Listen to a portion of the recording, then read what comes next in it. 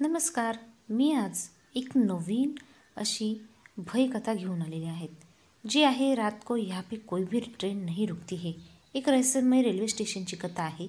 मी कोपऱ्यातल्या खांबाला टेकून उभी होते, त्यामुळे स्टेशनच्या मागचे झाड माझ्या डोळ्यासमोर होते. ते अंधारात दिसले नव्हते. तसेच नेमके कोणते झाड हे पण समजले नव्हते. वीज चमकल्यावर हेच ते झाड कळले. आम्ही दोघी एकमेकांना घट्ट मिठी मारून ओरडत होतो. त्याने भीती नव्हती जात. उलट ती ओरडली की मी ओरडत होते आणि मी ओरडली म्हणून ती. पार्थने माझा आणि वंदनाचा खांदा दाबला आणि तोंडावर हात ठेवला. त्या स्पर्शाने सुरक्षित वाटलं आणि मी त्या सिच्युएशनमधून बाहेर आले. अंगाला कंप सुटला होता. मी शांत झाले. नंतर वंदनाही शांत झाली. पण अंगात कापरं भरलं होतं. दात खिळी बसल्यासारखी अवस्था होती. काही एक नीट समजत नव्हतं. फक्त बोट दाखवून आम्ही सांगायचा प्रयत्न करत होतो. पार्थ आणि ऋतू मोबाईलचे टॉर्च घेऊन निघाले. मी ऋतूचा हात धरून त्याला ओढलं. प्रचंड भीती वाटत होती. या दोघांचं काही झालं तर, यापेक्षा तिथे काही असेल तर त्यांच्या दुस्साहसामुळे संकटेच सापडत सगळे. अशा काळात खरे तर मुलींनी थांबणे चुकीचे असते याचे विस्मरणच झाले. कारण थांबवली की मग अजून हिरोगिरी करायला ते जाणारच. तसेच झाले. दोघेही पाऊस कमी झाल्यावर भिजत झाडाकडे निघाले. तिथे उभे राहून झाडावर टॉर्च मारत होते. झाडातून टॉर्चचा प्रकाश कधी आरपार जात होता, कधी कधी मिट्ट काळोख तो प्रकाश गिळून टाकत होता. त्या प्रकाशात सणात सावल्या रूप बदलत होत्या, हालचाली होत होत्या, निळनिराळे भास होत होते. पण मगाशी झाडाच्या मागेच लख्ख प्रकाश झालेला क्षणभर त्यातच ते कसे दिसले होते. कसलं भयान होतं. त्या एका सेकंदात किती युग उलटून गेल्यासारखं वाटत होतं. काय भावना झालेल्या असतील त्या शब्दात काहीही सांगता येणार नाही. दोघे बराच वेळ टॉर्च मारून आले. काही नाही तिथे. उगीच घाबरलात दोघी. आम्ही गप्प बसलो. मी एकटीनेच नव्हताना पाहिलं. मी वंदनाकडे बघितलं. तिला गप्प बसायचा इशारा केला. रात्र चढत होती. अंधार, पावसाळा, वातावरण आणि ढग काहीच दिसत नव्हते. आता मेणबत्त्याही संपत आलेल्या. दुसरा पुडा उघडला. त्यातल्या मेणबत्त्या पेटवल्या. चांगला उजेड झाला. त्याने जरा धीर आला. आता थर्मासकडे लक्ष गेले. जे घडलं त्याने अंगावरून ताण गेल्यासारखं होत होतं. रात्री अपरात्री काही खायचं नाही. चहा तर अजिबात घ्यायचा नाही. हा माझा नियम मोडून मला चहा हवासा वाटत होता. मुलांना सवय असते आउटिंगची. बाहेर पडले की एक जादा ड्रेस, स्पीकर, शॉर्ट्स, मेणबत्त्या, दोरी, कागदी कप असे सामान घ्यायला ते विसरत नाहीत. मुलांनी टी-शर्ट देऊन केले होते.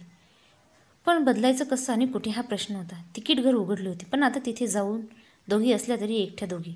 कपडे बदलायची हिंमत आमच्यात नव्हती. स्टेशन मास्तरच्या केबिनमध्ये काहीतरी असायलाच ना. मग इकडे यायला किती वेळ लागणार. पण यातला काहीही बोलून दाखवलं की यांच्यात हिरो संचारणार. त्यापेक्षा गप्प बसा असं ठरवलं. चहाने छान उब आली. तो अर्धा तास खूप छान गेला. मगाशी एव्हाना प्रकार घडून गेला याचा लवलेशही नव्हता. आता अंधारात दूरवर काही प्रकाशाचे ठिपके हवेच नाचत होते. वर खाली होत होते. थोडे मोठे झाल्याप्रमाणे वाटायचे. तर पुढे छोटे. ते कदाचित हळूहळू इकडेच येत असावेत. पण आता कुणाला सांगायची सोय नव्हती. नाहीतर पुन्हा काही नाही म्हटल्यावर मग टिंगलीला सुरुवात झाली असती. थप्प. शंकाच नाही. आता फटाक असा आवाज झाला. मग पाण्यात चपकणारे मारल्यासारखे आवाज झाला. मला तरी येत होता. हा आवाज मग काही पाणी हलल्यासारखा येत होता. पण सातत्याने येत होता. कसला आवाज. कुणीतरी पोहत असल्याचा. यावेळी वंदनाकडे पाहिलं. तीही वेध घेत होती. मग मुलाकडे पाहिलं. त्यांनाही निश्चितच आवाज आलेला. त्या आवाजाबद्दल ऐकलेलं पण विसरलेच होते. कसले आवाज हे विचारायचं राहून गेलं. असं कसं राहिलं. सगळे स्तब्ध होतो. आता चंदन उठला. त्याला अडवले अशक्य होते. चंदन उठला म्हणून कर्तव्य म्हणून अजूनही कोणीतरी त्याच्या मागे गेलं. मग आम्ही सगळेच निघालो. ती एक जुनी विहीर होती. आड असतो तशी होती. चांगला कठडा पण होता. अंधारातला कठडा दिसला होता. आता सर्वांनी एकत्रच टॉर्च मारून पाहिले. प्रकाश आत पोहोचत नव्हता. चंदनने त्यांच्याकडे टॉर्च काढला. टॉर्चचा प्रकाश मोठा होता. पाणी काळं दिसत होतं. टॉर्चचा झोत जसा हलेल तशी दृश्य दिसत होती. जणू काही अंधाराला आलेले हजारो डोळे प्रकाशाने दिपून मिटून घेतलेले जातात. विहिरीतून कोणीतरी आवाज घेत होता अशी जाणीव होत होती. आता आवाज येत नव्हता. जे कोणी होतं ते लपून बसलं होतं का. कोण असेल ते. माणूस. पण मग इतक्या रात्री इतक्या लांब का. कोणी वेडा वगैरे असेल का. पण मग आता कुठे. आवाज तर अस्पष्ट होतो. बराच वेळ थांबून काहीही समजले नाही. मग माघारी आलो. आता पुन्हा शांतता पसरली होती. 2 वाजून गेले होते. अंधार विरघळल्याप्रमाणे वाटत होता. आपल्याकडे 3 आणि 4च्या मध्ये जसे वातावरण असते तसे वातावरण होते. कदाचित 4च्या सुमाराला आता खरी गरज न पांगता एकत्र राहण्याची होती. मी अक्षरशः विनंती केली. त्यामुळे असेल आता थव्यात बसलेले सगळे एकत्र येऊन बसले. त्यामुळे जीवात जीव आला. खूप भीतीच्या वेळी जर असे खूप जण एकत्र असतील तर कसं वाटतं ना. फनी बोलला गुदगुल्या होतात तसे, किंवा बऱ्याच दिवसांनी बॅडमिंटन खेळल्यावर शिरांना बोट लागल्यावर कसं दुखरं पण छान वाटतं तसं मनाला वाटत होतं. जंगलातून मोठ्या बसमध्ये बसून जाताना असंच वाटतं. आता सकाळ व्हायची वाट बघूया. जे काही आहे ती परीक्षा घेते. आपल्यातल्याच आवड नकोच द्यायला. मी न राहूनही पुन्हा त्या कोपऱ्यातल्या खांबात टेकले. इथून झाड दिसत तर ते मेघाचे ठिपके लयीत हलत होते. ते आधी एका जागी स्थिर झाले होते. बराच वेळ. रात्रीचे 3. मोठा आवाज घुमला. त्याने दचकायला झालं. दूर पुलावरून ट्रेन धडधडत येताना दिसले. खरं सांगायचं तर इतकं बरं वाटलं. ट्रेन आहे म्हणजे ड्रायव्हर, गार्ड, प्रवासी, मानवी अस्तित्व ते आमच्याकडे येत होतं. क्षणभर का होईना सोबत होत होती. ट्रेन धडधडत आली, तशीच जाणार होती. तिचा तो भला मोठा दिवा अंधारात चिरून स्टेशनात दिवाळी साजरी करत होता. ट्रेन स्लो झाली आणि चक्क थांबली. आमच्या डोळ्यावर विश्वास बसेना. चंदेन आणि पार्थ चटकन ट्रेनकडे गेले. मी पाहिले ते ठिपके जवळ आले. त्या ठिपक्यांना अस्तित्व होतं. आता त्याचे छोटेसे टॉर्च चाललेले दिसले. त्या मागे 2 जण आले. त्यातला एक चहावाला होता. घडीचं टेबल टाकून त्यावर चहाची किटली ठेवली. ग्लास काढले. ट्रेनचे ड्रायव्हर, गार्ड सगळे उतरले. 2 प्रवासी पण उतरले. चहापाणी उरकून 2 मित्रात ट्रेन मार्गस्थ झाली. आता आमच्यासोबत तो चहावाला आणि त्याचा जोडीदार होता. इतका वेळ खूप घाबरलेल्या अवस्थेत घालवला. आता स्थानिकांपैकी कुणीतरी होतं. इतका धीर आला. लहान असतानाही आम्ही फलटणाला एका लग्नात गेलेलो. तिथून आई आणि मी एसटीत बसून पुण्याकडे निघालो. पण बाबा दिसत नव्हते. मी अस्वस्थ झाले. मला वाटलं बाबा हरवले. पण ते नीरा इथे बसमध्ये चढले. त्यांना पाहिल्याबरोबर मी धावतच त्यांच्याकडे गेले आणि कडीवर झेपावले. त्यावेळी असं अस्तित्व वाटलं होतं तसं आज इथे या परक्या माणसांमुळे वाटलं. आम्ही सगळ्यांनीच त्यांच्या भोवती कोंडाळं केलं. चहा तर हवाच होता. मग गप्पा सुरू झाल्या. त्यालाही अपेक्षित होतंच बरं का. स्टेशनवर कसे काय यातून त्याला समजलेच. ते चहावाला कमी बोलत होता. त्याला बोलतं करावं लागायचं. त्याला विचारलं, इतक्या रात्री का चहा घेऊन येतोस? त्याने सांगितले, रात्र कुठं राहिली आता? मी विसरलेच होते. तरी पण चांगलाच अंधार होता. थोडी रात्र होतीच बाकी. 3 वाजता एक ट्रेन थांबा नसताना चहासाठी थांबत होती. कारण ट्रेनचा ड्रायव्हर इथल्या एका गावचा होता. त्याने कोलकात्यात घेतलेल्या वस्तू चहावाल्याकडे दिल्या की तो त्याच्या घरी पोचवत असे. घरी दुकान होतं. घरातले लोक ते चालवत. शिवाय पुरुलिया सोडल्यानंतर चहा मिळतच नव्हतं कुठे. अजून एक पहाटे 4ची ट्रेन आली की चहा संपायचा. मग तो पुन्हा चहा घेऊन सकाळच्या गाडीत चढायचा. पुढच्या स्टेशनवर जाऊन चहा संपला की तिथे चहा बनवायचा. असं दिवसभर चालू राहायचं.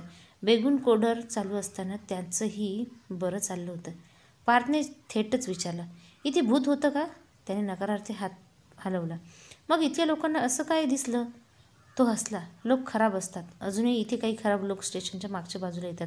लोक रात्रीचे इथे राहू नये म्हणून पळवून लावतात. आज कुणी तुम्हाला पाहिलं नाही म्हणून. पण बाबा, या दोघांनी झाडावर काहीतरी पाहिलं. रात्री झाडात वेगवेगळे आकार दिसतात. तुम्ही शहरी लोकांचा संबंध रानातल्या झाडाशी येत नाही. नाही? कपडे दिसले काळे. पानाच्या गर्दीतून काहीतरी दिसू शकतं. तरी पण सकाळी एकदा बघा. आणि विहिरीत पोहणारा मनुष्य? ते तर आम्ही सर्वांनी ऐकलं. माणूस नाही, साप आहे चांगला मोठा. त्याच्या सळसळीने चांगला माणूस पोहतोय असा आवाज येतो. ही शक्यता गृहीत धरली नव्हती आम्ही. आमची उत्तरे मिळाली होती. झाड फक्त बघायचं होतं. त्यासाठी उजळण्याची वाट पाहायची होती. आता एक प्रश्न सतावत होता. बाबा, मध्यंतरी काही लोक आले होते. त्यांनी पांढऱ्या कपड्यातल्या भूताचे फोटो आणि व्हिडिओ पण अपलोड केलेत. त्याने हात हलवले. हसला. त्या दिवशी मी उशिरा बोललो. उतरण्यासाठी ड्रायव्हरला सांगून ठेवलं होतं. त्यांनी अगदी 5-6 सेकंद गाडी थांबवली. मी उतरलो तर अशीच तुमच्यासारखी मुली होती. मी पलीकडे आडोशाला थांबलो तर त्यांच्यातल्या एका मुलाने मुलीसारखे कपडे केले, वरून पांढरा घोंगट घेतला आणि रात्रीच्या ट्रेनच्या मागे पळत होता. खूप गोंधळून गेला. मग गावातल्या लोकांनी येऊन त्याला हाकलवून दिले. म्हणजे बाबा, या रेल्वे स्टेशनची उगीचच बदनामी झाली काय? नाहीतर काय. तुम्हाला याचा त्रास होतो का? त्रास कसला? तुमचा रोजगार बुडाला. चालायचंच. आधी पण नव्हता. आम्हाला थांबून चालत नाही. 6 किमीवर झालदा ट्रेनमध्ये चढून चहा विकला मी. आता एक महत्त्वाची शंका राहिली होती. बाबू, मग ट्रेन ड्रायव्हरला दिसलं ते? बदमाश लोक होते सगळे. या कुणालाच इथे नोकरी करायची नव्हती. त्यांनी अफवा पसरवली होती. अफवा असेल की अजूनही लोक त्यात भर घालून सांगतात. कुणी म्हणत नाही की ही अफवा आहे. नाही दिसलं तरी लोक दिसलं म्हणतात. आणि प्रवाशांना दिसलं ते. खेड्यात कसं शिक्षण कमी असतं. इथे भूत आहे म्हटल्यावर त्यांना दिसू पण लागतं ते. शेवटी न राहून मी विचारायला सांगितलं, मोहन बाबू आणि त्यांची पत्नी कसे गेले? मग भूत दिसल्याने? अफवेसाठी कोण जीव देईल? ते काय आपण नाही सांगू शकत. चहावाला प्रामाणिकपणे म्हणाला. खरंच त्याने कितीतरी प्रश्नांची उत्तरे अशी दिली होती की इथे का अशा कहाण्या पसरवल्या आहेत आणि त्याचा प्रसारित याचं कोडं होतं. पण मोहन बाबूबद्दलच्या प्रश्नांचं उत्तर काही मिळालं नाही. आम्ही खूप उलटसुलट विचार करून पाहिलं. मानसशास्त्रीय धक्का एकाच बसेल, दोघांना कसा आणि एकाच दिवशी दोघांचा मृत्यू कसा काय झाला याचं वेगळं काही कारण नसेल का? ते मग नंतर काहीतरी कोलकात्यात चंदनाच्या ओळखीनेच समजणार होतं.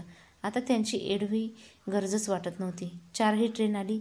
चहावाल्याने आपली किटली खाली केली आणि आमचा निरोप घेऊन दुसरी किटली आणायला गेला. सकाळच्या गाडीला त्याला हजर राहायचे होते. 5 वाजेपर्यंत फटफटायची सुरुवात झाली होती. गावाकडे जाग दिसत होती. आवाज येत होता. आश्रमातून आणि शिवालयातून घंटांचे आरत्यांचे आवाज येत होते. आम्हाला झरणाचा थर्मास परत करायचा होता. चटकन पुरुलियाला जाऊन ड्रेस घेऊन येऊ आणि देऊयात असे मी सुचवले. तर पार्थ म्हणाला, तुम्ही ड्रेस घेऊन माझ्याकडे या, मी पुन्हा येईन दुसरी गाडी घेऊन. माझं नंतर पुण्यात काम पण आहे, ते करून मग कोलकात्यात भेटूया. असं बोलत असताना आम्ही झाडाकडे पाहिलं तर एक मोठा कापडाचा तुकडा झाडाला अडकलेला होता. वादळी वाऱ्याने रात्री उडून आलेला होता तो. झाडाच्या मागे दूर क्षितिजावर वीज चमकली तेव्हा कुणीतरी हात आणि पाय ताणून उभे आहे असे वाटले होते. सकाळ होत आली. झरणाच्या घराला जाग होती. तिच्याकडे आम्ही थर्मस दिला तर तिचा भाऊही आला. आता चहासाठी पुन्हा आग्रह झाला. आम्हाला आता लाज वाटू लागली होती. रितेशने रात्र कशी गेली विचारलं. त्याला मग सगळी कथा सांगितली, आमचे भास वगैरे, आणि रात्रीच्या चहावाल्याने कसे आमचे भ्रम दूर केले ते सागर संगीत सांगितले. रितेशने विचारात पडला, कोणता चहावाला? तो नाही का रात्री 3च्या ट्रेनसाठी थांबतो? मग त्याला फोटो दाखवला. त्याने तो बुचकळ्यात पडला. 4च्या ट्रेनला किटली खाली झाली की पुन्हा गावात येऊन सकाळी हजर होतो तो. मी तर याला कधीच पाहिले नाही. आणि तुम्ही जे सांगताय ते बाकीचं सगळं अगदी लॉजिकच आहे. पण म्हणजे या कथेमध्ये काय समजलं आहे तुम्हाला? कथा आवडली असेल तर व्हिडिओला लाईक करा, शेअर करा आणि कमेंट करा. माझ्या चॅनलला सबस्क्राईब करा. धन्यवाद.